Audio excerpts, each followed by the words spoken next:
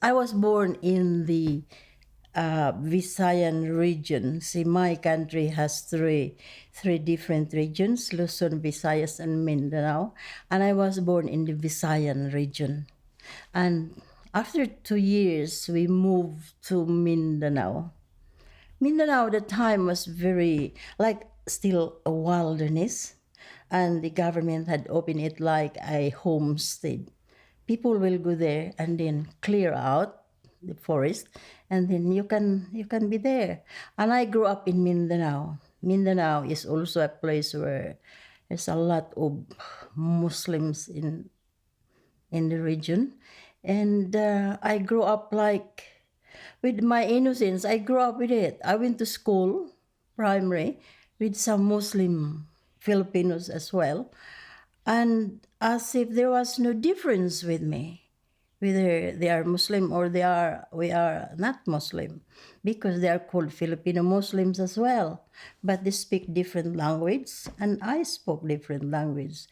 The language that I was speaking in the Eastern Visayan is different than the language in Mindanao, so it was hard to speak their language, and it's hard for me also for them to understand my language. There was already a language differences when I was growing up, but when you are young, well, it doesn't matter in why. I was lucky because I was an athlete, and the school had offered me an athletic scholarship.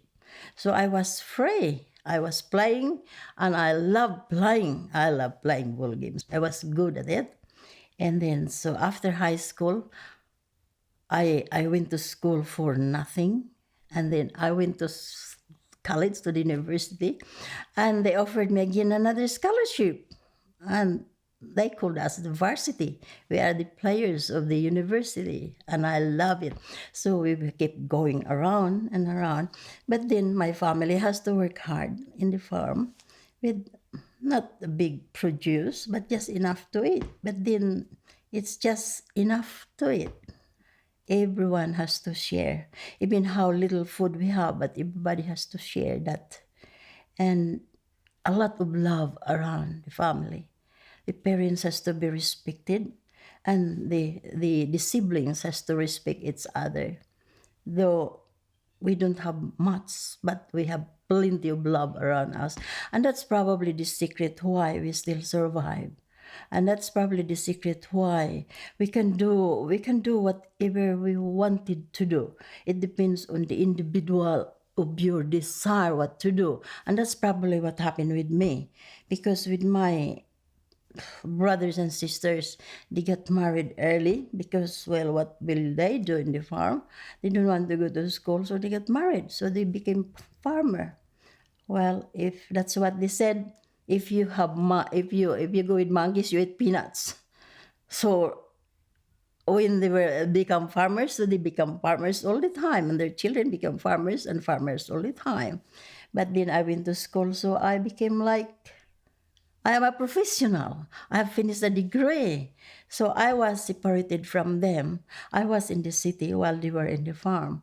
But it's not because I was already in the profession. I also have I already had a good life, a little bit better than them, but it's not really much because in the Philippines they don't give us a big salary. We don't have like wealth, but the wealth in our heart is the biggest. Love surrounds us all the time. Whatever we do, there is always love there. Whenever we can have disaster, which we did not have that big disaster, there is always love there. It's not only in the family, like our father and mother and our brothers and sisters, but also in our extended family, our aunties, our uncles, and distant relatives. See, we always acknowledge our relations in the far distance. So that's why we have big family, because we knew them from the aunties, from the cousins, and the cousins of the cousins. So we have a big family. And they help out. They don't help out of money wise. Well, sometimes they can give us like, okay, here, fare for your bus, or have a bit of snack, something like that, but it's not like by the thousand giving it to us because they don't have also something. But the love, now I have realized that that love was the richest gift that the family had given me, and that love had made us strong, that whatever problem or circumstance we were in, we survived because of that love, because there is a security when you are loved, that even what happened somebody cares.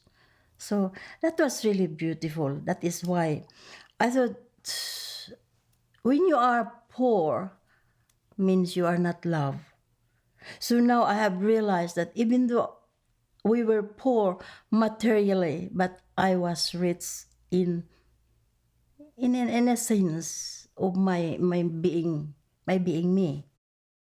The country will never change, circumstance will never change. It's the individual. It's the way you think, the way you see, and the way you consider things. Because in the Philippines, there is always poverty. It depends on what you are and where you are. Because in employment, I was always employed, but it's like not what you know, it's whom you know.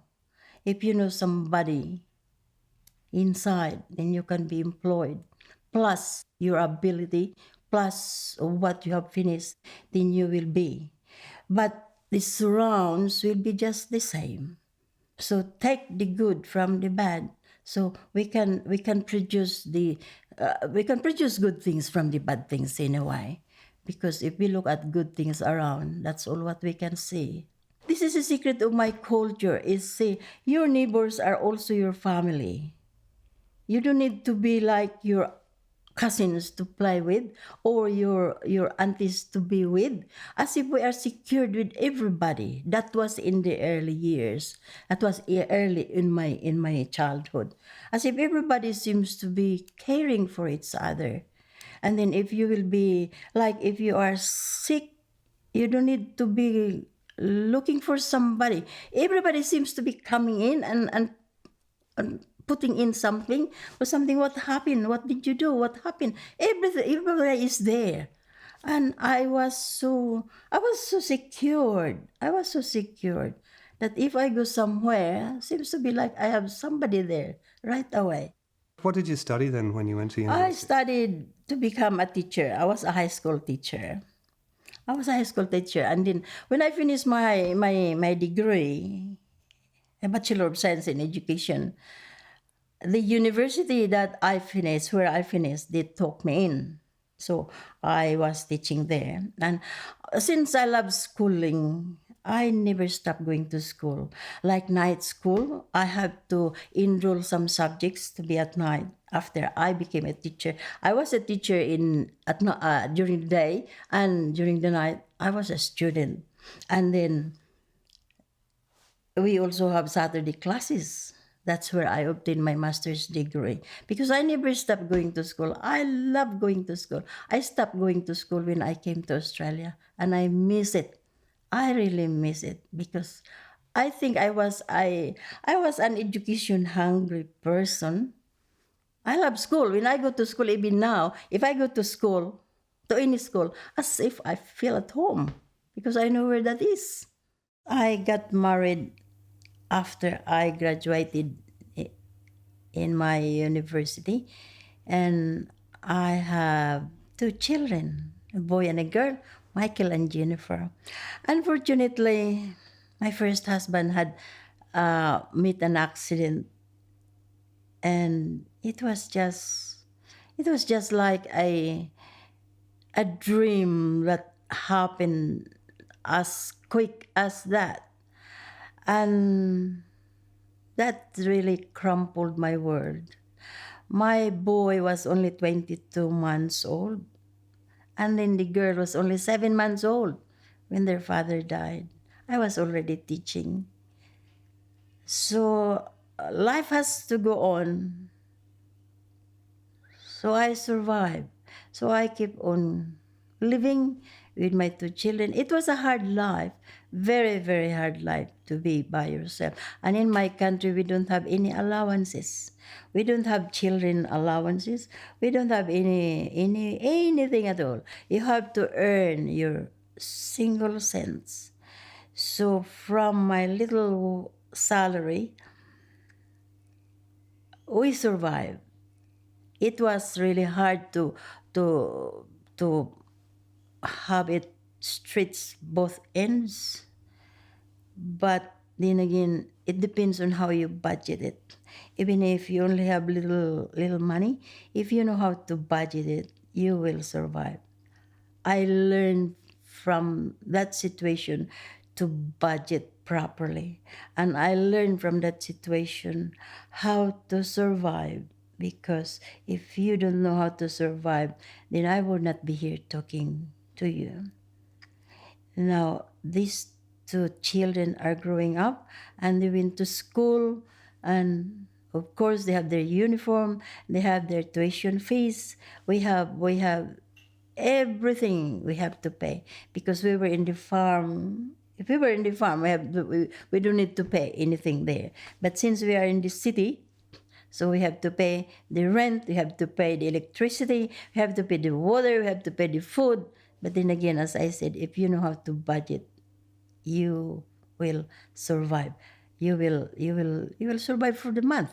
And then see our salary there is monthly. So you I was a good I was a good budgeter, or probably I can be a good accountant that time. But that situation really was very hard for me, and I lost my faith during the time. I lost my faith. I declared that there was no God. I feel so ashamed now. I feel so ashamed. I was so bitter. I was so bitter that everybody was my enemy. I have no friends because I lost my friends. Because once they will tell me, "Oh, what a pity." And I don't like that word. I don't like that word. That's why that really made me stronger from that situation, because you have to learn how to use a word if you will be facing a person who is already pitiful. You don't need to pity them. You have to help them. You have to assist them.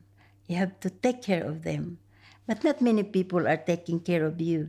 They're good. That's what the saying is saying. If you are happy, the world will laugh with you. But when you cry alone. And that is really, really true. Can you describe teaching in the Philippines? What was it like teaching? Oh, What did it look like? wonderful, wonderful, wonderful.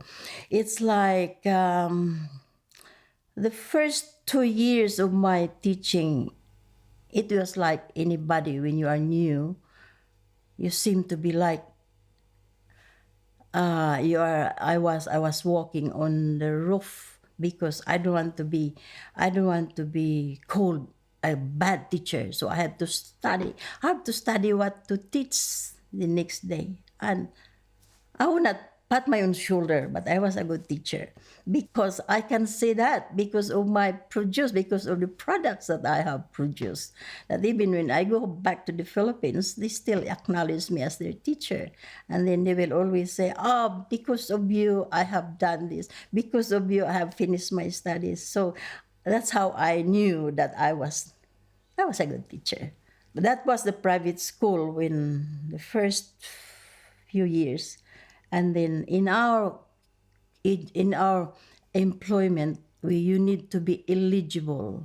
I don't know what, no eligibility here. You have to sit on the exam and pass that, and you become eligible. Now once you pass that eligibility, you could never be taken out from your job, because that is your security. So when I passed that eligibility, I transferred to the trade school. Now, when I was in the trade school, I became the guidance counselor of the school because I have finished my master's degree in psychology. And that was so beautiful. And the children have more respect, even if they are older than you, because not everybody was young. My students were not young. It's not like here when you have to go by your age. You'll be promoted in a year because your age is in that level of year. But over there, you just have whatever age you are. You can be like a grandfather or a grandmother already. But if you wanted to enroll us in the high school, you will still be accepted as a student. And like respect you and they follow what you are saying and as if you are a person. And I love to be a teacher. Give you any specific stories from the classroom? Anything that might have happened? Oh, I already had because see what happened with my students. I always give them stories. I always give them stories with my presentation. I don't attack the subject matter right away. I always present them with some stories. Like when I was still in the primary, my teacher said to me, Grace, do you want to run and jump? I said, I know how to run and jump. And I said, do you know what is that? It's hurdle. You know hurdle? The hurdle, you have to run and jump, run and jump, run and jump. I said, oh, I think I will do it. And then see, there were 5 lanes. There were 5 runners. I can run too, you know. There were 5 runners. And I was the first runner. And the start man was near me. And it was the gun, you say. You know, when you said, okay, on your mark, set, go. And then the gun is fired. And because I was so frightened and with my innocence that I did not understand, I thought the bullet will go up and reach the strength and it will come back. It might hit me. So I ran faster and faster and faster and faster and faster. And I was first. I was first. So I was always giving that story to my students because it's like, you know, when you're frightened of being poor, you're frightened of being ignorant, go to school. You have to go to school and be educated, and your education will set you free. I'm so frightened when my class is so quiet because they look at you, but they don't see you. Did you know that? They don't see you because they are tired and they wanted to sleep. They just open their eyes because they are forced to open their eyes. But actually, they are not listening. So I have to start talking. I have to start telling them stories that makes them laugh. And when they have that, then I will go back to my lesson again. And then that means they're alive. They're alive again. I like a class that is very vocal. It's not noisy, but it's vocal. I like students that are asking questions. That means they wanted to know. But if they don't ask questions, that means they're not interested. They're not interested. And my classes were really, really good. Really good. And I love my students and I miss them. And I always tell them, I am your teacher if we are inside the classroom, but I am your friend if we are outside the classroom. I can play with you, I can joke with you, I can eat with you, or I can whatever with you when we are outside the classroom. But when we are in the classroom, I am your teacher. And that was good, really good. We were the model family of my neighborhood because even though I was a young widow, I was a widow already when I was 26, very, very young. Well, you can just imagine when you are 26.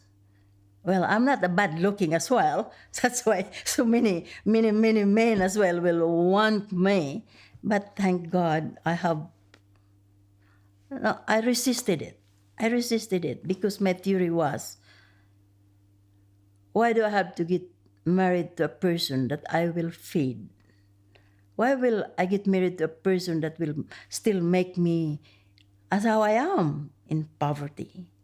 So I would rather stay as how I am. As how I am. Now that was good when I was already in the government because my salary went up and it was big and I was comfortable, very, very comfortable. And then that's the time when I thought, well, I will never have an ambition of getting married again.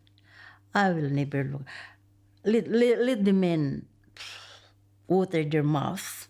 Well, I'm exaggerating, but that's how I thought at that time. I would never be I would never be with somebody with poverty. I was frightened. I had a fear of poverty. I had a fear of ignorance. That's why I kept going to school. And then anything that will give me, that I thought that will make my life better, then I will try it and see if it really works. It really works. That's when Keith, my husband, offered me marriage, and I thought Australia can give me something because I have hands and I have a brain to do it. So I thought I can make it. I can make it. That's the time when I thought, yeah, okay. There are things that you don't choose, but the things had chosen you. See, this is what happened. A friend of mine who was here already brought somebody for a holiday in the Philippines, and we meet. We meet and introduce this person to me. So I did not know what was going on, but there was no meaning at all. There was no meaning at all. And because I was enjoying my life, so there was no record of anything at all. But when this man came home to Australia, he wrote me a letter of friendship. So we've been writing letters for 2.5 years. And I thought, oh, well, this is a good one because this man is good in history. And it was interesting. So letters will come in every month with all his history. What is he doing here, fishing or something? And I will tell him also what are my activities. And then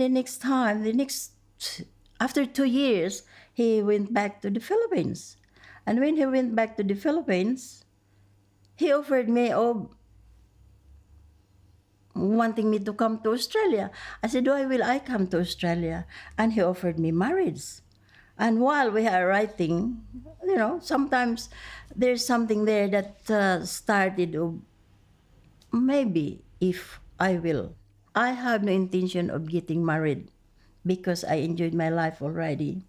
I have a lot of activities and I enjoyed doing those activities. And one day I thought, why not? Why not? And then my brothers and sisters were saying to me, you're probably a mad person going to a country by yourself, just by you and your children. But then again, because I grew up in an atmosphere of security, that wherever I go, I will have friends, that wherever I go, and I have my faith as well, wherever I go, there is always Christ there. So I thought, why not? See, when you are older, you don't think of like hairy, fairy love, whatever anymore. I think I did not I use my heart, I think, but I use my head too. That's how it is. My head is on top of my heart. That's what I thought. I have to use my head before my heart. And at the same time, when that will mix together, your head and your heart will come together. And that is why when he offered me marriage, so I said, okay. Now I have 2 children. My children will be included in the marriage as well. Because without my children, I could not be with you. And he said, okay, all right. So we got married. And when we got married, that was so funny because I have so many friends. I think the whole city. If I will be in the gymnasium, I think I will fill that gymnasium with guests. But I thought, why will I spend this money just for that? Marriage is not for everybody. It's only for a man and the wife to be. So I respected that theory that when we got married, now I will invite you to wherever we wanted to be, but not during this time with a big, because I don't really believe on really big expenses for marriage. Because when you spend big expenses and then the next year you are separated, so there's no value at that. When I came to Australia, it was a shock. It was a shock from my husband now. He was living in Rai. I was living in the city. You can just imagine. You can just imagine from the city and to Rai. It's just a big contrast, both extreme. And from the airport to Rai, I thought, my goodness, where is this man taking me? And when I arrived in Rai, it was full of bushes because the peninsula is full of tea trees. And I was so frightened. I thought, goodness. And I asked him, is there any rebels here? Because that's how our term in the Philippines, rebels. Are there rebels around? I said, oh no. Oh no. But when he came, when the next week, I think he went to work right away because he was a builder. He was a builder. When he went to work, and the house was big, and I was so frightened by myself because I never just live alone in the Philippines. I have my children, I have everybody, help and everybody, and now I'm just alone by myself because the children were not with me yet because they have to finish their school term. They have to finish that school term, and I have to stay in one room because I was so frightened because there was nobody around.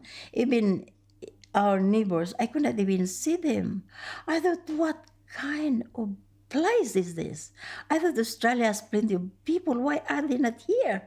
And sometimes they write a lot of houses, but a lot of holiday houses.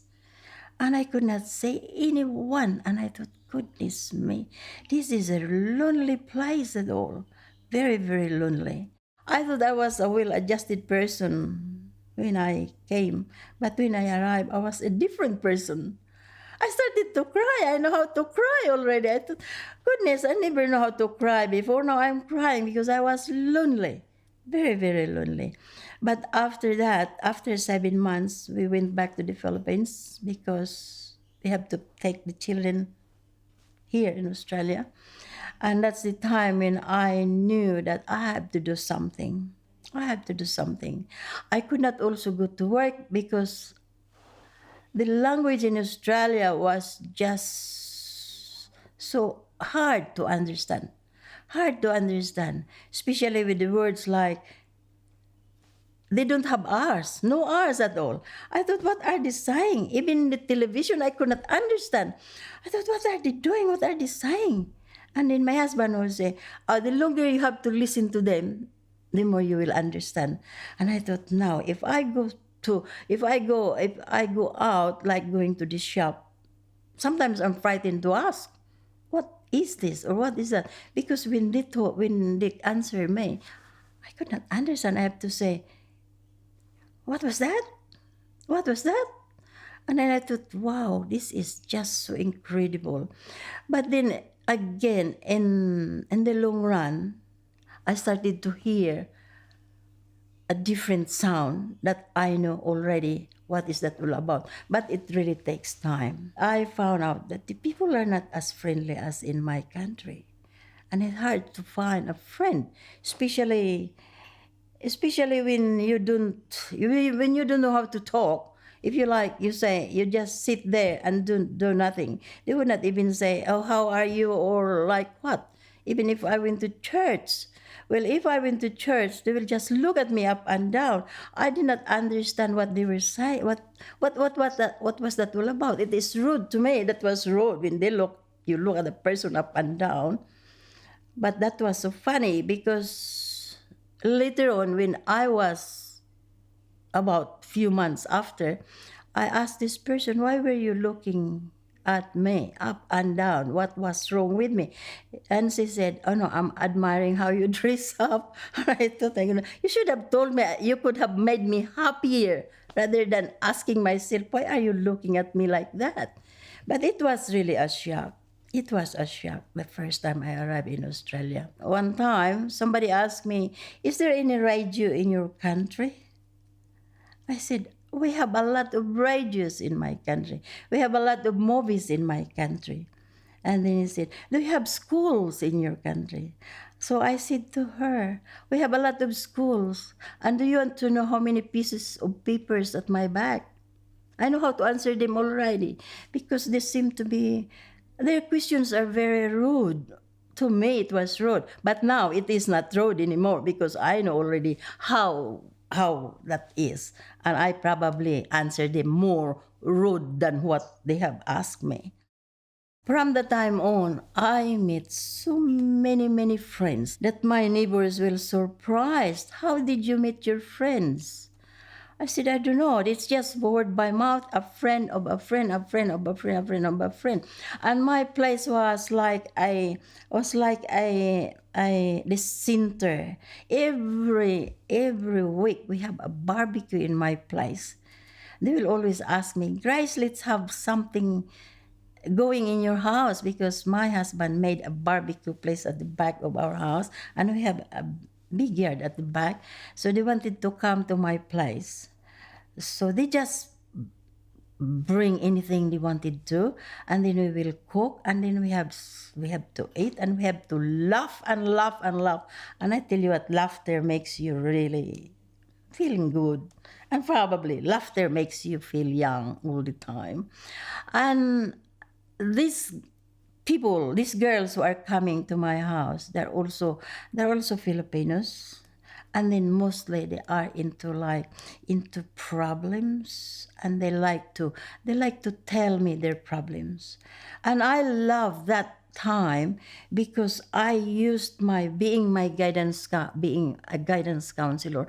I used that ability to help them, and then the words will go from one person to one person, and as if I was just their mother asking me what to do and what to do.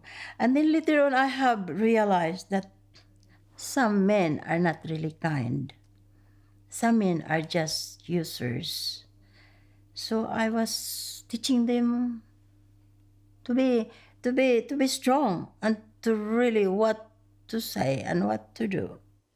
Marriage problem is the biggest problem with these new girls because it's really different. In our culture, once you are married, a husband has to take care of a wife. And since they are new in this country, the husband has to be careful of taking care of her. Like language is number one, so they could not understand each other. But then the husband will be angry because the message was not being understood. Or sometimes it's the food, that our food is different than Australian food. It depends if you like the way we cook. Not all girls knew how to cook as well. And the man wanted his meal as the way he wanted to be. And that little thing will become a big problem because the wife has that feeling already that she is not loved or she is not respected how she is. So that starts from that, and then that becomes a big problem. And then there are times when it's really bigger problem when the husband will always say, I will send you home. That's not a good way to speak to your wife, because the wife could not come to Australia if you did not marry her at all. And the wife herself is being shocked to come to Australia with all this new culture and new ways of living. So the husband should know how to teach the wife what to do rather than condemn her right away. So those are just little problems, but that becomes bigger and bigger and bigger. And then here comes the separation. When it comes separation, a woman has no family, but her friends. That's why they come. So the only way I can help them is the way I knew. See, when I knew now what I knew before, I could help them more. That's why this being in the seniors group involved with these activities has given me a lot of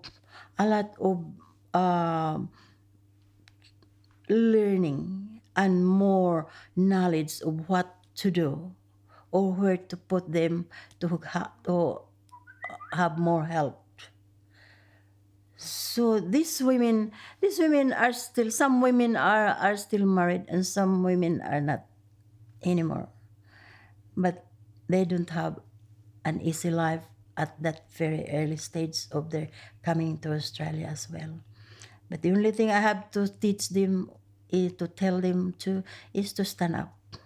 Stand up and speak up. Learn how to speak English. Regardless your English is not that good, because not them, they do not know how to speak English. Some are not really an English speaking people, but because they're men, I think they have to be saying, okay, I brought you to Australia, so you have to do what I wanted you to do. And that's not fair. That's not good enough. But some girls are not as strong as me, I think. And so they just cry. They just cry. How did your children make the transition to Australia? It was also hard. It was also hard because, again, it's the language barrier. And because they are not English speaking children, so it's really hard for them. And not all teachers are teachers, so they have a hard time in the school. And they went to Drumana Tech, and there was even one teacher there. He was an English teacher, English from England, and he spoke English that I don't even understand. Now my boy is a quiet boy, and of course if you don't understand what a person is saying, you don't respond. And I got a letter that your boy is so arrogant, would not even answer questions. I thought this is something. So I went to school. And really went to the principal, and I said, what is this all about? So I was the one who really fought him. I said, I could not even understand what you are saying. How much more for the boy? The boy is how many years only in school, as how they come to school, for how many years they will be in school. That's the time when they have to learn English. Now I learned more English than them, but I could not even understand you. How dare you saying? I had a good fight in the school. I have a good fight in this school, and every time there will be a problem, I will never spend a single time without going to school, and I will always face them because, well, that was my work, you say. So every time there was a problem, I have to go to Drumana and talk about it, and I will really give them a go. And then, see what happened. The principal was with me because he knew that I was right, and he knew that I was a teacher. So I know mean, what it is all about. And then not only one, not only two, not only three, not only four. There were many things, because the students are also very cruel, very cruel, since the boy is not answering because he did not understand. That was the first year. But the second year, he's getting better. He's getting better and better. And then he was good at school. He finished his year 12 with colors. And then he was a fitter and turner. And then he was employed right away. And my daughter was not as bad as my son, because maybe my daughter is like me. She can talk. She can talk as well. And then when they give her a hard time, she doesn't know how to give it back. So I have to teach her how to do it. I said, this is what you do. If they will give you 1 ounce, give them 5. Give them 5. When my children went to Drumana, and they were so interested with me to work with them. And when they look at my transcript of records, they said, oh, you have a lot to offer us. So they gave me a letter of recommendation to go to the registration office. So I went. But that was a big mistake, because they should know that to be a teacher in Australia, you must.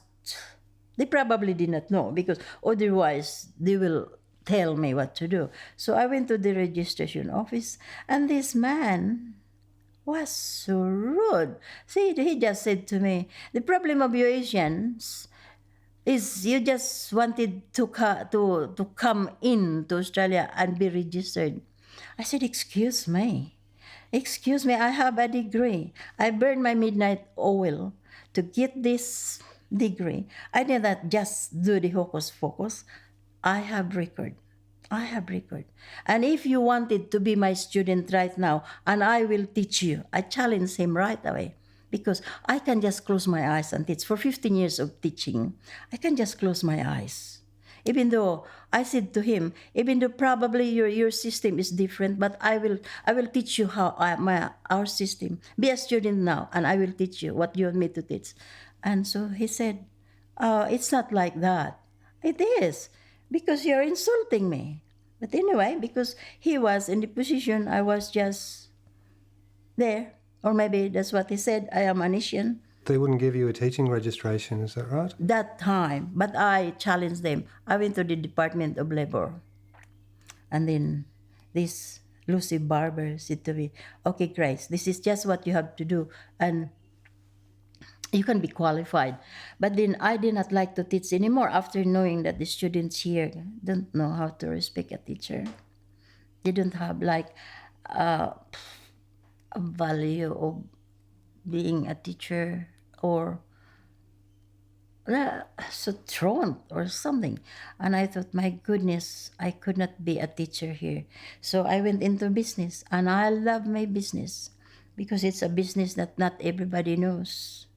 So what kind of business? What did you do? I was a beauty consultant. Would you believe? I love it. I would never dream to be. And I thought, but nothing is impossible. It can be learned. If I like to go to school, then I can learn anything. So off I went. This woman asked me to go to the meeting. And wow, when I look at these women, wow, how pretty they are. Why are you so beautiful? How did you do it? Just a secret, just to learn, to know what to do. I said, goodness me. And that night, I registered myself. I don't know what to do. And they said, I need training, I need whatever seminar. But I thought, why do I have to need training? I have to train myself. And I went, and that was just beautiful. In 6 months' time, I was on the stage. And I love it. I really did. And then I meet people that I don't dream of meeting them. I meet people that I thought, oh, they're more than me. But this time, it's not more than me. It's just unequal. Now, this time, I thought I know how to be equal. Now, you probably will think that my skin is colored, but my mind is not colored. So I exist. You were also heavily involved in the community. I was involved in the community, especially in my church. I was always in the church, and when I will say involved means I have to work. I have to really do that. I have to really do that, and I was always in leadership, even if I don't like doing it. But well, it's probably my gift. It's my gift that I know how to do it, and then this time, they wanted me to. They wanted me to start a seniors club. Now that I am a senior, I thought, my goodness, so now I'm a senior. I thought I'm still young. That's how I think actually, because I don't count my age anymore. We have a good start, and we have a Filipino seniors, and my intention was to make the group knew that we can do something else aside from what we were always doing, like just going shopping or barbecuing or talking about the problems. So this time we have to show the community that Filipinos can do things as well, like involving the community or showing our culture or talking about what more we can do for the community as being a gratefulness being in Australia. So that's why it was formed. And our group is called the Frankston Filipino Senior Support Group. And we have a lot of members. And the group was really doing well. And as you know, all the time, group is always having a contradiction. There are always people who, especially if you are doing well, there are people in the group that will put you down. But it lasted for almost a year, and there was like a commotion, and there was a big separation. Okay, you separate from us, but we still keep going because the group was really doing well, and we were already known in the Frankston Council, in the community. We are already known because that's what I said to them. Once I organize a group, I will not do it like the second best. I will do it the best I can. We are the only Filipino seniors group in Frankston Council and in Frankston area. And we are still doing it. And I could not find anybody to replace me because they said, you are there to lead us. And they said, as long as you can talk, you will be still our president. So I don't know what would be the solution to get out of the group. Or probably the best way is to stop. But if we have to stop it, what a useless thing, because we have given our best already, and we have that reputation already. We have the group. The group is existing, and the group is alive, and we do not even know sometimes that we can just be invited by somewhere because they will just Google us and they can find us. What kind of activities do you do in the group? We have to have some presentation. We have to present a folk dance. A folk dance. It's like a traditional dance of the Philippines. That's how we show our culture, especially showing our costumes as well. We get different costumes too. That once we dress up with that, so we are Filipinos, and we are proud to be known as that.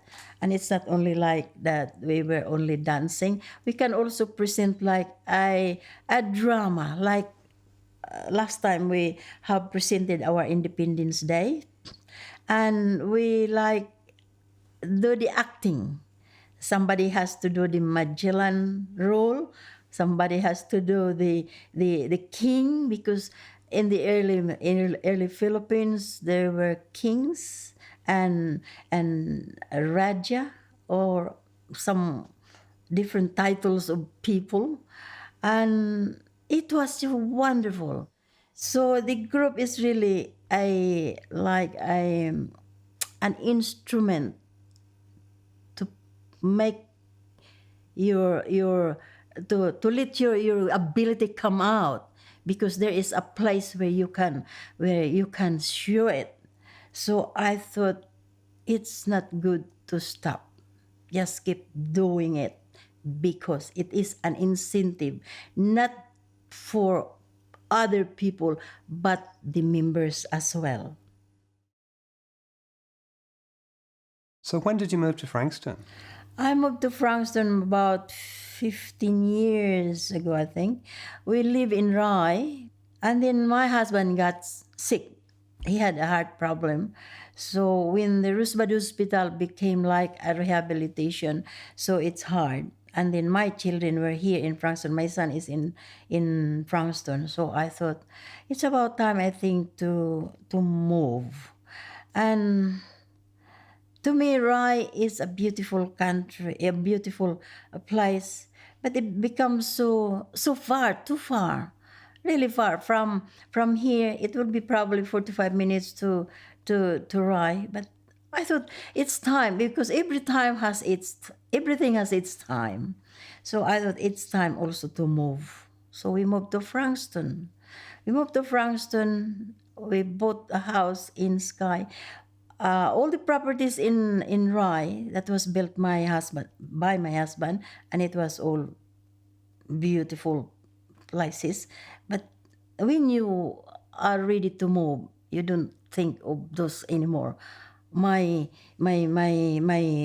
foresight was just move, just buy somewhere, and we bought the place near my son. So I thought, oh, this is good. The hospital is nearby, and the shops are closer. I thought this is good. And then with my business, I thought, well, I can see more people without driving and a distance. And I love it. When we bought that house, it was beautiful. My next door neighbor will just say right away, "Hi, you are our new neighbor." And the neighbor at the other side will always say, "Hi, you are our new neighbor." I thought, gosh, this is good. There are good things in Frankston. So people are friendly. I thought, oh, okay. Now, so we became friends. We became friends, and I feel so comfortable. Wherever I go, wherever I went, I wanted to go home just to see my neighbors, because neighbors are a part of our lives, I think, because they're even more important than our brothers who are too far away, because they live nearby. We can just ask them for something, and there they are. And they're so beautiful. They will even offer to take my rubbish out, or my greens before to the tip. I thought, wow, this is so beautiful, and I love them all. And then people around seems to be just, they're so friendly. When we arrive and then put our things inside, even the children came. We will help you bring all your things inside the house. I thought, no, this is just nice. I should have had this the first time I arrived in Australia. But then Rye and Frankston, that's the difference. That's the difference. And then see, Frankston seems to be like a little city where you can just be in Frankston in 15 minutes, and you can go around, and it's not really a big complex where you go around and find what you want. It's just everything is there. And I thought, oh, now this is good. And when it's about the council as well, they're also good and there is also bad. But then again, look at the good things. They offered you good things. There are many, many things that at Frankston has. Near the beaches are good, and whatever you ask for, you can have it. So that's why I like living here in Frankston. It's a privilege to be in Frankston, actually, especially now that I'm involved with the council, and they like my seniors group as well. I thought, oh, it's a place to live. That's why I'm happy to be here. It's beautiful.